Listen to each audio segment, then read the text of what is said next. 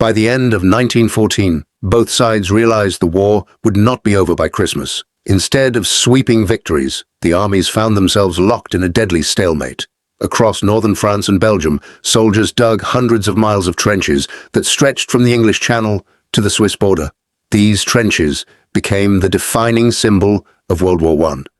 For nearly 4 years, millions of soldiers lived, fought, and died in these narrow ditches carved into the earth, often gaining only a few hundred yards after months of brutal fighting. Life inside the trenches was miserable. During heavy rains, the trenches filled with water and thick mud that could reach a soldier's knees or even waist. Uniforms were constantly soaked, making it nearly impossible to stay warm. Rats thrived among the piles of garbage and the bodies of fallen soldiers, while lice spread rapidly through the cramped conditions. Diseases such as trench foot, caused by standing in cold, wet boots for days, left many soldiers unable to fight. Sleep was rare, as artillery shells exploded day and night, and the constant fear of enemy attack created enormous physical and psychological stress. Many soldiers later described the trenches as a place where survival depended as much on luck as on courage. Between the opposing trench lines lay a devastated stretch of land known as No Man's Land. Once covered with farms and villages, it was transformed into a wasteland of shell craters, broken trees, tangled barbed wire, and human remains. Crossing this open ground was one of the most dangerous tasks in the war. When commanders ordered an attack, thousands of soldiers climbed out of their trenches and advanced directly toward enemy positions.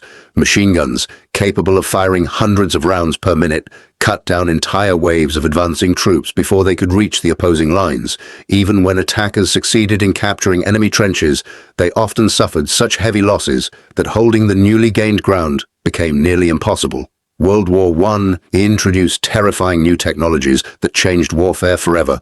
Artillery became the deadliest weapon of the conflict, causing the majority of battlefield casualties. Massive shells could destroy buildings, shatter defensive positions, and leave enormous craters across the landscape. Poison gas, first used on a large scale in 1915, added another horrifying dimension to combat.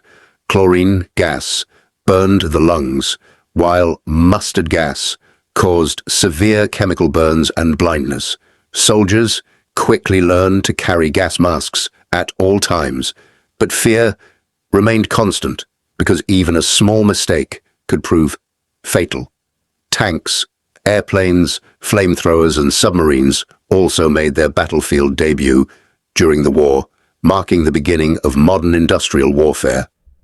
While Europe descended into chaos, the United States remained officially neutral.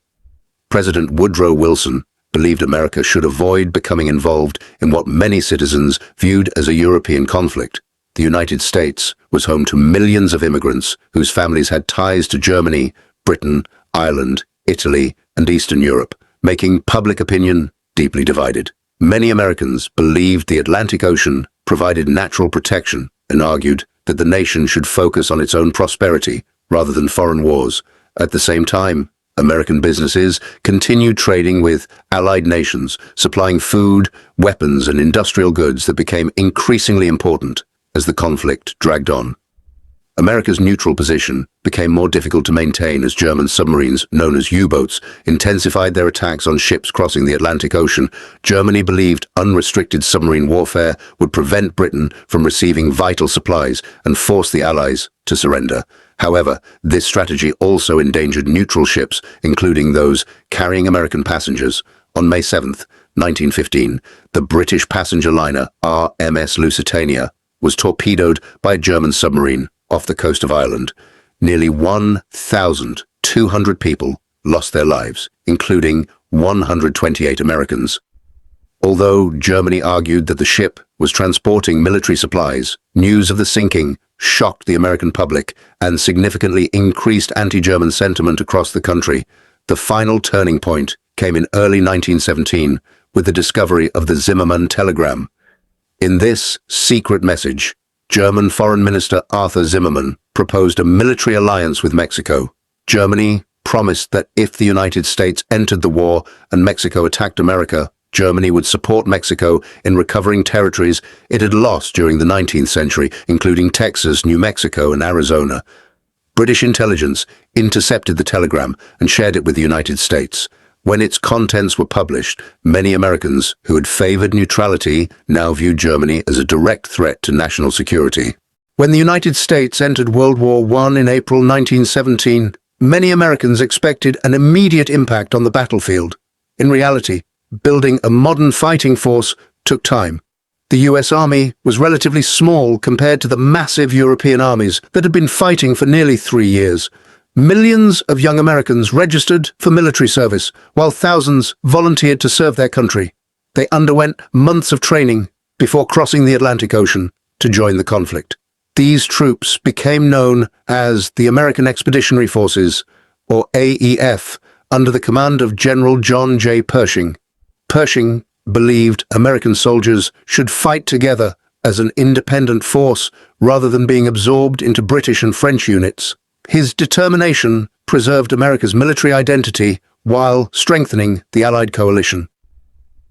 By 1918, fresh American troops were arriving in Europe at a remarkable pace. At the same time, American factories were producing enormous quantities of rifles, ammunition, trucks, food, medical supplies, and other essential equipment. While European nations were exhausted after years of continuous fighting, the United States brought renewed energy, fresh manpower, and overwhelming industrial capacity. American soldiers quickly earned a reputation for determination and aggressive battlefield tactics. They played important roles in major operations such as the Battle of Cantigny, the Battle of Saint-Mihiel, and the Meuse-Argonne Offensive, the largest military operation in American history up to that point. Although these victories came at a heavy cost, they placed increasing pressure on Germany's already weakened forces. Germany faced growing problems on every front. Years of war had devastated its economy. Food shortages were widespread, and a naval blockade had severely limited access to vital supplies. Civilians struggled to survive, while soldiers faced declining morale on the battlefield. Germany's final major offensive in the spring of 1918 initially achieved significant gains, but ultimately failed to break Allied lines. Once the offensive stalled, Allied forces, reinforced by hundreds of thousands of American troops, launched a series of coordinated counterattacks known as the 100 Days Offensive. German forces were steadily pushed back, and military leaders realized that victory was no longer possible. As defeats mounted, unrest spread throughout Germany. Workers organized strikes, food riots erupted in major cities, and sailors mutinied rather than continue the hopeless fight. Political pressure intensified until Kaiser Wilhelm II, Germany's emperor, abdicated the throne and fled into exile. A new German government sought an end to the conflict. On the morning of November 11th, 1918, at exactly 11 a.m., the 11th hour of the 11th day of the 11th month, the guns finally fell silent. The armistice ended more than 4 years of devastating warfare. Across Europe and the United States, church bells rang, crowds filled city streets, and families celebrated the long-awaited return of peace. Yet the joy was tempered by unimaginable loss. The human cost of World War I was staggering. More than 70 million military personnel served during the conflict. An estimated 20 million people, including soldiers and civilians, lost their lives, while millions more returned home with life-changing injuries.